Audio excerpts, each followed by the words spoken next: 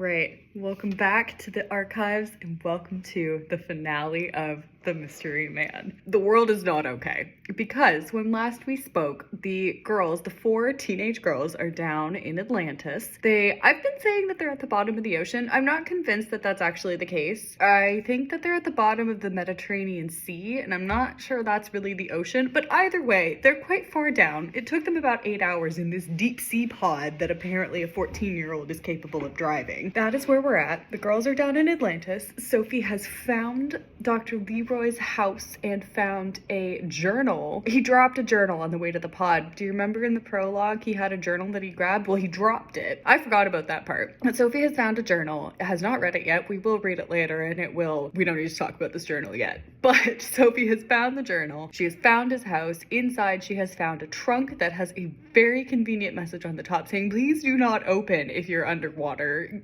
Get it to the surface. And I don't know when he had time to write this note, when Atlantis was sinking, because this is the trunk that he packed with, the drawing of we're not entirely sure what, because it's a recipe. So I don't know what this drawing is for. I also don't entirely know, because the girls have the ingredients. Why are they down in Atlantis trying to find ingredients that they already have? I think it's because they're finding the actual directions of how to make this magic antidote for this epidemic that is happening. I think there's more to it than just putting in all of the ingredients, because he put in the measurements and everything. So they have found the trunk with it. Well, Sophie has. Sophie is about to drag it to the pod because it is quite light and easy to bring. Dr. Leroy is basically just a weakling and left this trunk behind for no apparent reason except for this. Sophie has now intuitively realized that the epidemic has started, and once again, it is not an epidemic, it is a pandemic. It is worldwide, but I liked the word epidemic better. And I have ended this last chapter with the dramatic impact statement of the epidemic had started. Sophie is at the bottom of the sea, but she knows in her soul. And again, she is correct. So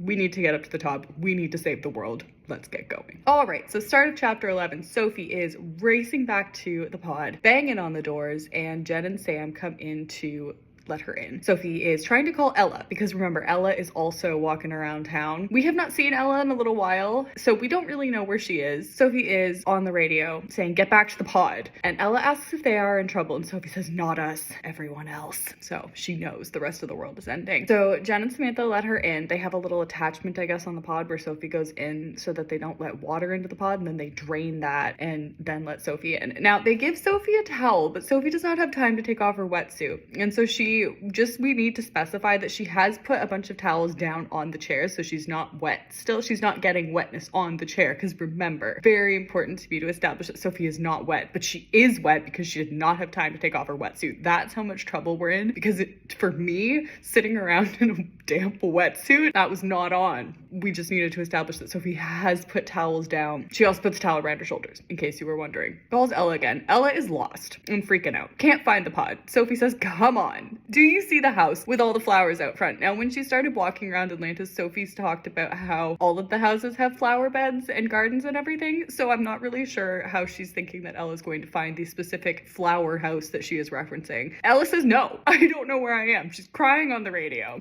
Sophie says, calm down, find the house. And Ella starts screaming. Says, Sophie, help me. How many exclamation marks do we have here? 1, 2, 3, 4 exclamation marks. That's nothing. Ella's fine. Ella's not fine. Sophie says, I have to go help her. So back out she goes. Runs through the town. Sees a flash of white. A diver suit. I guess their diver suits are white. I didn't describe them earlier, but I guess they're white. So she runs towards the heap and the white thing unfolds into a person. So Ella is on the ground crying and Sophie goes to get her, asks what happened. Ella's just screaming. Ella's not okay, all right? Sophie just drags her back to the pod. Sophie does not have time for this right now. Drags her into the pod. Oh, and now Ella is just incoherently muttering things under her breath. Doesn't make any sense. Calm down, says Samantha. What happened? Ella is on the ground, not blinking, staring into space. Samantha then says, guys, she's not talking to me, which we have just elaborated. And obviously, we know that. Sophie is worried that Ella is dead. I think it would be pretty easy to know. I mean, she's breathing still, obviously. Whatever. Ella sits up. Ella is confused. She says, what on earth? So I had written this like Ella was in some sort of trance. She doesn't know where she is. And Sophie asks what happened. Ella says, it was that fish. Sophie says, what fish? Those big fish with no eyes. A fish attacked Ella. A giant fish with no eyes has attacked Ella. Sophie responds to this by saying, Ella, that sounds really scary, but can you tell us about it on the way up? We have to go. Ella's like, I was just attacked by an eyeless fish. Sophie's like, yeah, that's terrifying. Can you please just put a pin in it for a minute? We've got to go.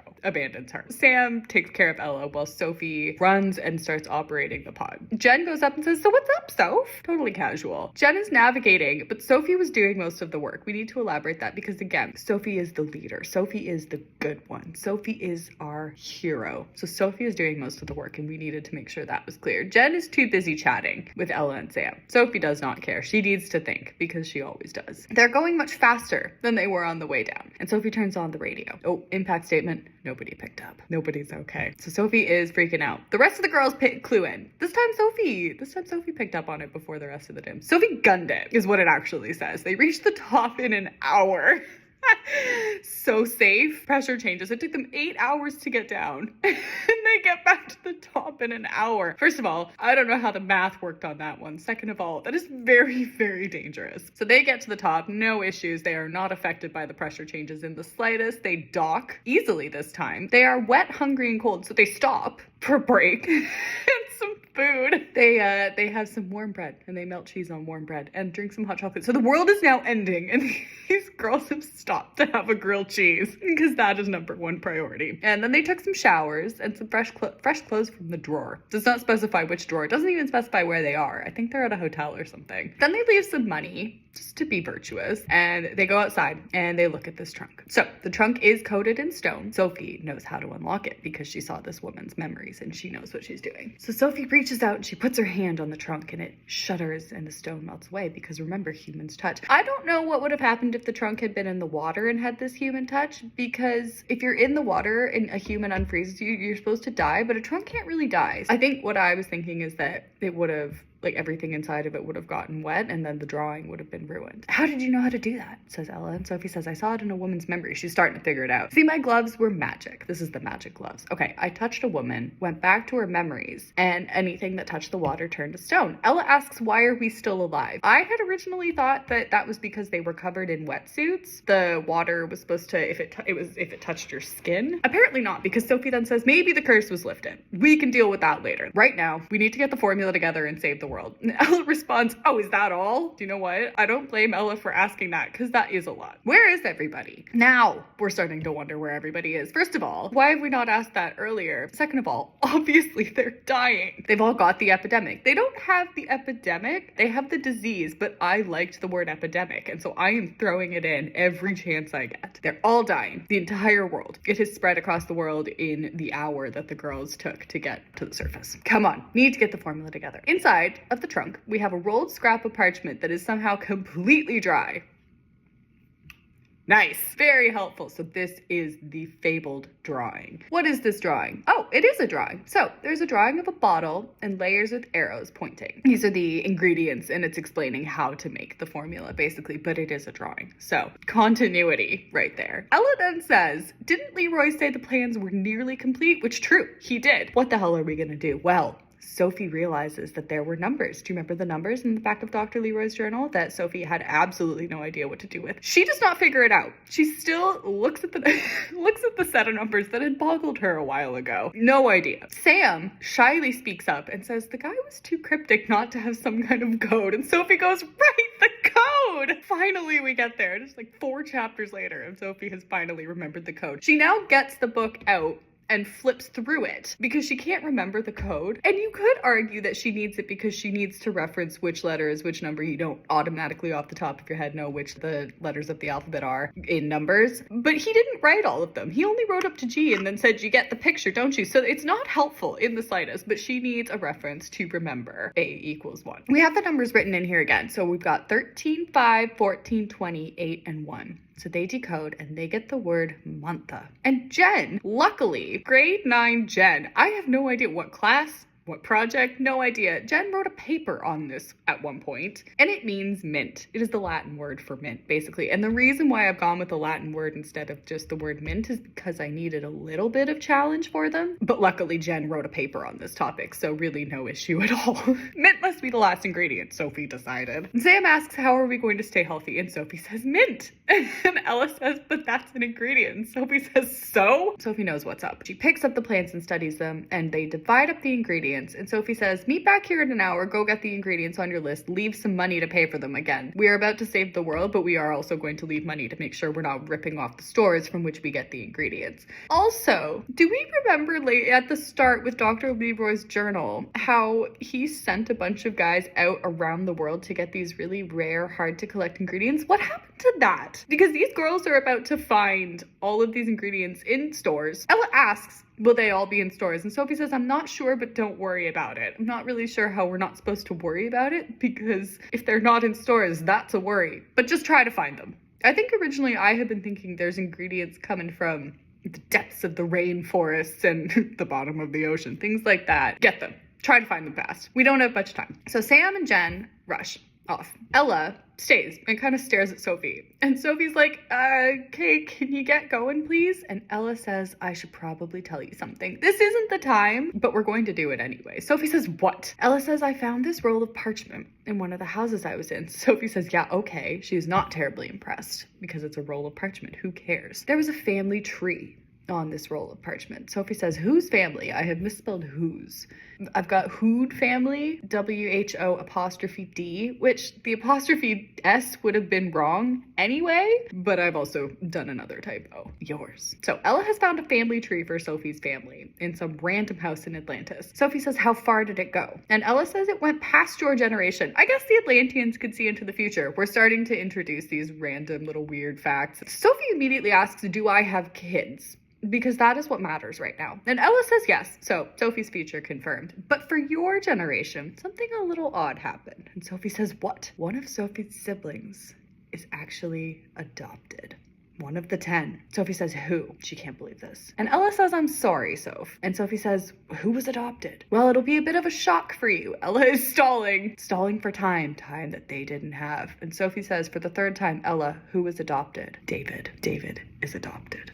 What? Plot twist.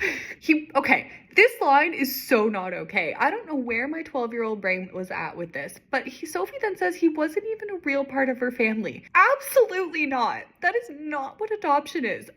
Just because he's adopted, he absolutely is a real part of their family. How could this be true? Impact statement in italics, which I get why it's a surprise. Of course, yeah. I don't know why I threw this in. I actually don't know why this came in. There's no relevance. There's no importance to this. This was just a plot twist that popped into my mind. I was like, ooh, cool, yeah. Absolutely no idea why I did this. But in her heart, Sophie had a feeling that it was something she had known for a long time, just never cared to think about or worry about. Why? Why should you have known that? David acted like an honest-to-goodness Mandarin is the next sentence. So I should have known he was adopted, period. He acted like an honest-to-goodness Mandarin. So first of all, why should you have known? Second of all, you know why he acts like an honest-to-goodness Mandarin? Because he is an honest-to-goodness Mandarin. I don't know. I honestly don't know. Sophie feels a rush of warmth for her brother, but then she shakes it off because she remembers he's mad at her. Besides, she had things to do. Which, yes, you really do. Stop worrying about this right now. Deal with the whole world ending part. Then we can worry about your brother. And to her credit, she does. Sophie looks at her list. Things on it were relatively easy to obtain. All things she's seen in stores before. Solid. Pokes around for 15 minutes, finds a store, but it only has half the things. I am trying to complicate it a little bit. So this is why I threw in the Latin word for mint. I'm trying to make this complicated for them. And this store only has half the things that Sophie needs. iPod rings. We love the iPod. Sophie picks it up. Sophie, where are you? Asks Jen. Sophie says, I'm at the little Greek general store. Greece. Just checking, says Jen. Okay, Sophie goes back down the streets. She doesn't see any more stores for a while. She still needs, what does she still need? Vitamin A, vitamin B, calcium, vitamin C, zinc, iron, vitamin D. Hopefully she can find those at some kind of health food store. Yeah, obviously you can. Find any drugstore. All of those are gonna be there. No problem. Another 20 minutes to find a health food store. Wow. She finds one. It takes her time finding the vitamins because all of the labels are in Greek. Sophie knew enough Greek to get her through the grocery store. Okay, just one more talent for the book. Sophie can speak Greek, apparently. But she's never thought it necessary to memorize vitamin. So she does find everything. Goes back to the meeting spot. The rest of the girls show up. How are we going to make this formula? Sophie looks at the trunk, says maybe there's a clue in there. Luckily, there were many clues. Good thing. There's a beaker that Sophie was convinced would be to hold the formula. Well, duh, what else are we going to use it for? A tiny spoon to give out the medicine. That's kind of gross. Also, this beaker is not big. We are about to save the billions of people in the world with a single beaker of medicine and a single tiny spoon. And I have tried to justify this with earlier on. Dr. Leroy made a comment about how not everybody needs a tiny bit of the medicine. That still doesn't mean that a tiny little beaker would have enough for billions of people. Also stir sticks and a mortar and pestle. I have spelt mortar wrong. Girls get to work. They don't know what they're doing, but they had to do it fast. After what seems like hours, they have a small beaker filled with red liquid. Ready for the last touch? Ella has been chopping mint for the past half hour. So they put it into the liquid. It frothed and bubbled, and then it turns as black as the night. Sophie says, come on, let's go save the world. So they go back to the radio station. So I wrote in Dr. Leroy's journal, he said that this disease makes people really weak. Every single person in the world is currently unconscious. So it doesn't just make them weak, it leaves them comatose. So the whole world, this entire radio station is just on the ground unconscious. So they start reviving people. Sophie gives her mom the antidote, and mom wakes up and says, oh my God, you did it, honey, I'm so proud. But she only uses 3 exclamation marks, so she's not that proud. Sophie revives her brother. David sits up and says, Sophie made it out? Sophie nods because obviously she made it out. She says, David, I'm sorry. And finally, David says, me too. And they hug and they sit there, and then Sophie leaves. She would talk to him about being adopted at a later time. That is probably for the best. Now we have a single paragraph of saving the world. It's just a paragraph. It's a long paragraph. This whole story has been building up to this, and it is less than half a page. Next week is a blur. They do this in a week. The crowd of people that they rescued from the radio station, they divide into teams. They all take a little bit of the potion, this tiny amount of potion that is going to save the billions of people in the world. Run around the town, waking as many people as they could. Then they wake up some airline pilots who are more than willing to fly them wherever they need it to be. Fabulous. Woke up anyone in their path. Sophie doesn't see her friends and family, but she leads everybody. Sophie is leading the world. Go, Sophie. So they leave some people behind to revive others that they had missed, and others go to different places. So Sophie is just hopping on planes, flying around the world. After it was all over, Sophie told countless reporters that she didn't even really remember what she'd been doing. She's on autopilot, but all she can remember is that the whole world worked together and she was at the head of it all. She barely slept, which I have spelt barley, but made sure that she and everyone else ate and drank. Sophie is in charge of taking care of everybody. She remembers running down the streets, running around towns, giving out the medicine. She is just going for it. Remembers the smiles on people's faces when she gave them their lives back. But it wasn't just her. Obviously, in a week, just Sophie. Everyone else is there. She had an army of family and friends. They are behind her. She has the world. She didn't remember the places she saw that week. In my mind, Sophie is traveling all over the world in a week. She made promises she would go back to some of these places someday, see them for what they were. That is it. The world is saved. Great.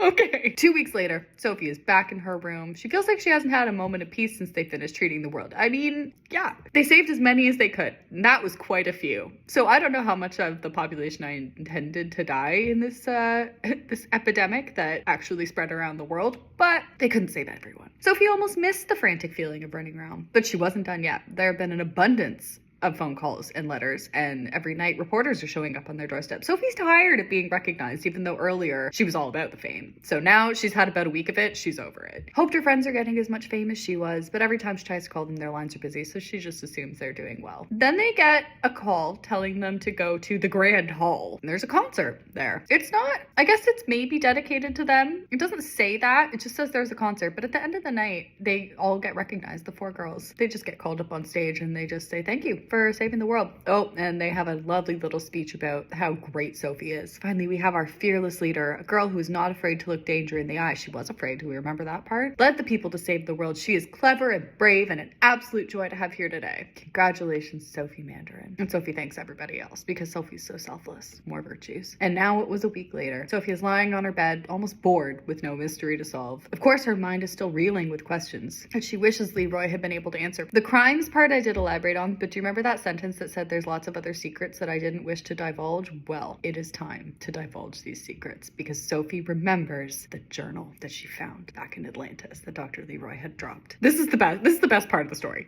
right here. This is it. Are we ready for this?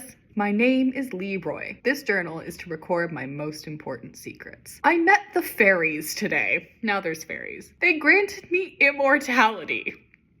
So, Dr. Leroy is immortal. Dr. Leroy is not dead. He has faked his death because he realized that 102 is probably pushing it for people believing that he's going to remain alive. So he's faked his death to be believable. He's in hiding somewhere. Don't know where, but he is not dead. So I won't die by dipping my foot into the water, which is good. I talked to Myrtle Mandarin this morning. Ooh, do we recognize that last name? So now we have established that Sophie's ancestor lived in Atlantis. And now we're going to explain why he marked out Sophie. So she saw that the island is going to sink. So Myrtle is a seer. She can see the future. I think she has a crystal ball or something. She showed me the family tree. Been working on it for many years. She's gotten as far as she can go. So I checked the generation that the disease will break out. There's no information about why he knows that there's a disease, but he knows when it will happen. Apparently there's many children. I'll make sure to keep my eye out on that family. I know one of those children will possess the magic. So Sophie is now magic, apparently. I'm worried about the child I will employ in many years. How am I going to communicate with her? I'll be able to manipulate their mind a bit so I can make sure whoever it is will make maps.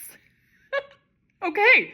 Backstory behind Sophie's map-making hobby. Dr. Leroy has manipulated her mind to make her make maps so I can plan out a letter that can make her suspicious so they'll come and visit me. That is such a complicated plan. That is the most random plan I've ever heard, but that is how he's going to get in contact with Sophie. Obviously, it wasn't successful, but also it was. I'll also start a new journal so they can have that. I'll make it as easy as possible for them, but it won't be really easy. That is me justifying the entire story. I'm gonna try and make it easy, but it won't be that easy. I spoke with Myrtle today. We've seen which child. Okay, so now he knows that it's going to be Sophie. Her name is Sophie. I've done a little research. She's lovely. She's very kind, pretty, and clever. That's a little weird. She's going to be a detective too, which is good. Unfortunately,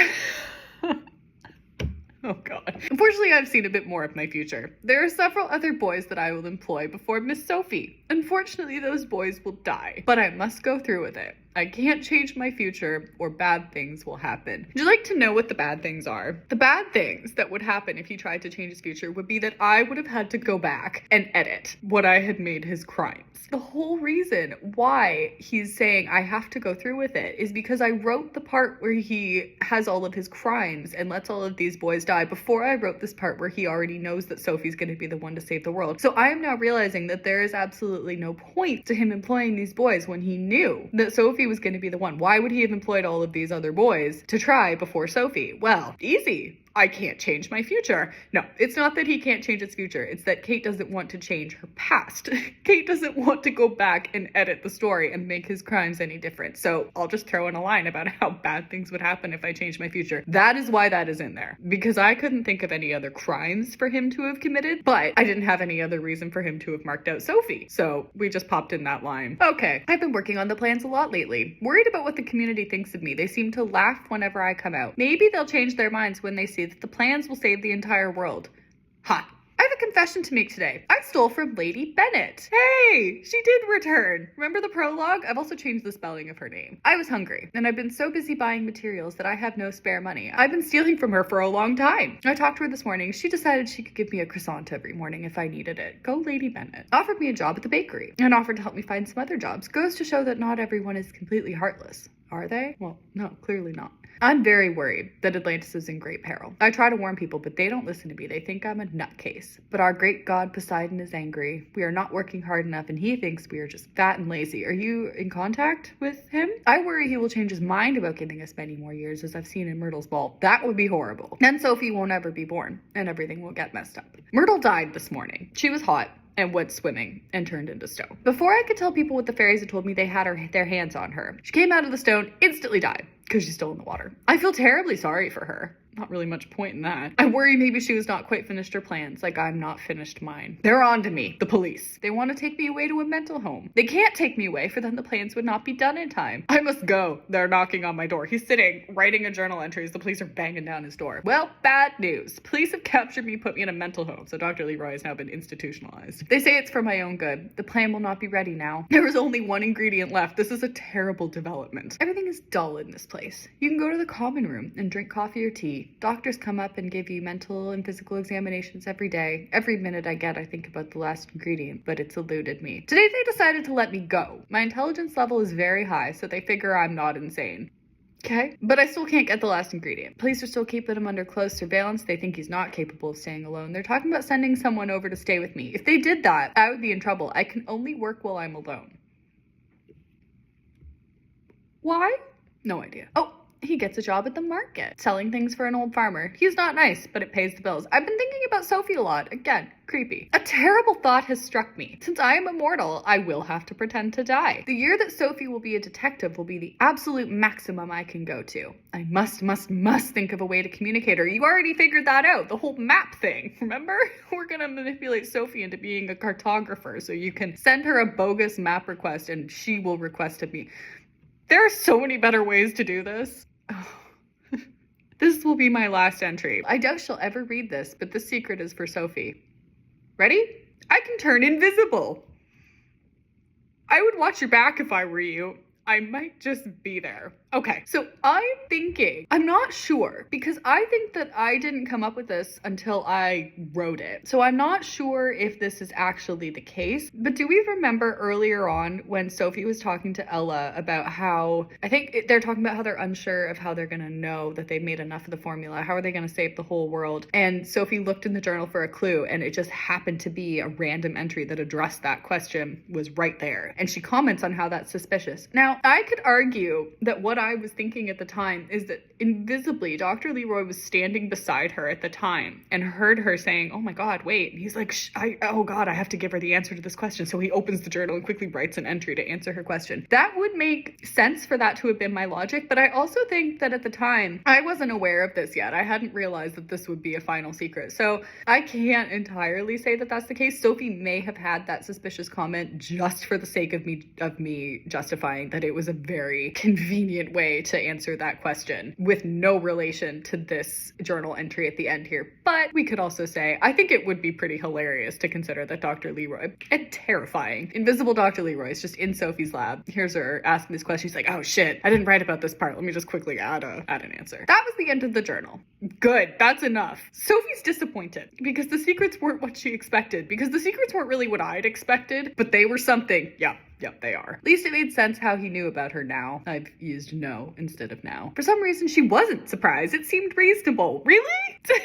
Really? Are you sure? Sophie sighed and stood up. She was ready for some downtime. I'd say you've earned it, Soph. And there were still some things she had to settle. None to do with the mystery, more to do with her brother. Do we remember that David's adopted? Sophie smiled as she shut the doors on the case forever. The next chapter begins with Sophie saying, David, I know you were adopted. Okay, this also doesn't make any sense because David then responds and says, I know. And Sophie is shocked by this. She hasn't expected him to know. So there are two big issues with this. The first one is that she has just said, David, I know you were adopted, as in, David, I have learned your secret. That's how I read that. She wouldn't have said that if she thought David didn't know. It would have just been, David, you were adopted. Second of all, that is not her business. If she didn't think he knew, this girl has just sat her brother down and said, guess what, bro? You're adopted. That's not really up to her. Don't just sit your brother down and say, guess what, man? David says, I know. Sophie's shocked. How long have you known? I don't know. Mom and Dad told me a few years ago. That weekend that he found out, I got so mad I kind of had a fit. And Sophie responds, goes, the smashing weekend. That was an event, apparently. Yeah.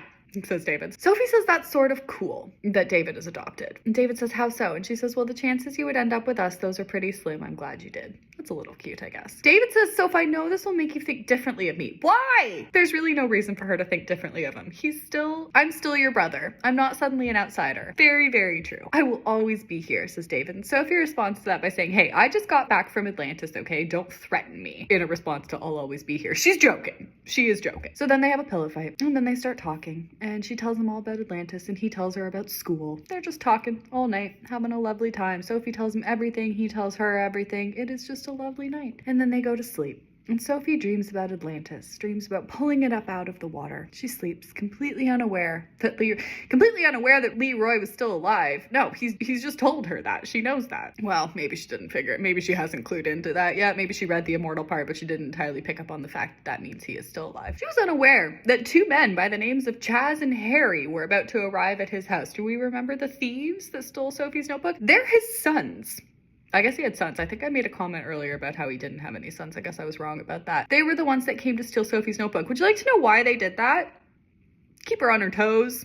Leroy just sent his sons to go steal Sophie's notebook because he wanted to light a fire under her ass because she stopped working on the case. He's like, go motivate her, steal her notebook. It worked. So really, what can I say about that? She didn't know that she was going to be in about 10 different newspapers when she woke up. They would all be on the doorstep. Did you not know that? You've been hounded by reporters for 2 weeks. How did you not know that you'd be in some newspapers? She was unaware that at that very moment, Atlantis was rising up through the sea. She wasn't notified when it was suddenly an island again. Everything unfroze. Nobody knew it had been missing. Sophie didn't know that she was the real reason that Atlantis had been given another chance. She didn't know that she was the girl who had brought back the magic. So, magical Sophie. She's not just a smart detective. She is magic. And you know what? She really is. Okay, that is the end of the story proper. Now we have the epilogue. It's time, is how the epilogue begins. So, Dr. Leroy has now called Sophie's mother. And Sophie's mother is not surprised by this. So, Sophie's mother spent the whole book freaking out about Dr. Leroy, how he was this evil man, pure evil. She's been chasing him for years, never found them, and now we just find out that they're in contact. No big deal. Andrea says not yet. She's not ready. And Dr. Leroy says she's exceeded beyond anyone's dreams. She's ready for the next quest. This is me setting up the sequel. I did intend for there to be a sequel. It's about 2 pages long. I did start it. I believe it involved her going to the top of Mount Everest was my plan because she's been now down to the bottom of the sea, so it was time to go the other way. I don't think she's ready. Andrea knew they were talking about her daughter. Who else would you be talking about? Tanya? I love this. Andrea, we don't have much time. She needs to begin now, says Dr. Leroy. I think she should get a bit of a rest before she takes on another mystery. And he says, nope, no time. I will send you the next notebook for her to read. Then she can contact me. Andrea says she doesn't like this. That doesn't matter. Time's up. Package will come at noon tomorrow. He hangs up. Andrea is freaking out for a minute. And then she realizes, of course, Sophie would do it. She had to. And now we switch to Dr. Leroy, who is sitting in his office. Young Sophie had indeed done what she was supposed to do, and she had raised Atlantis single-handedly. Girl pulled Atlantis up from the sea. Not actually. Metaphorically speaking, she raised Atlantis. I knew it. I just knew she had the magic inside of her, says Dr. Leroy. So he goes and gets a notebook, another notebook, opens it, and takes out a pen. But there's nothing to say. Really? Nothing comes to him. So he gets up and goes outside because a walk through the Atlantean air would clear his mind as it had before. So he goes through the streets and sits down on a park bench, looks around the city, trying to remember what he used to do for writer's block. That was when the idea struck him. He opened the book and began to write. The end. That is the Mystery Man. Wow. What a wild journey. So that's it. That is the only other story I've ever finished, but I would say that is the best story I've ever finished. Hands down, that is my magnum opus. That is my origin story. And we will return with more of the archives at some point, but nothing will ever top the Mystery Man. It just won't. I hope you enjoyed that because I certainly did. All right. Talk to you later.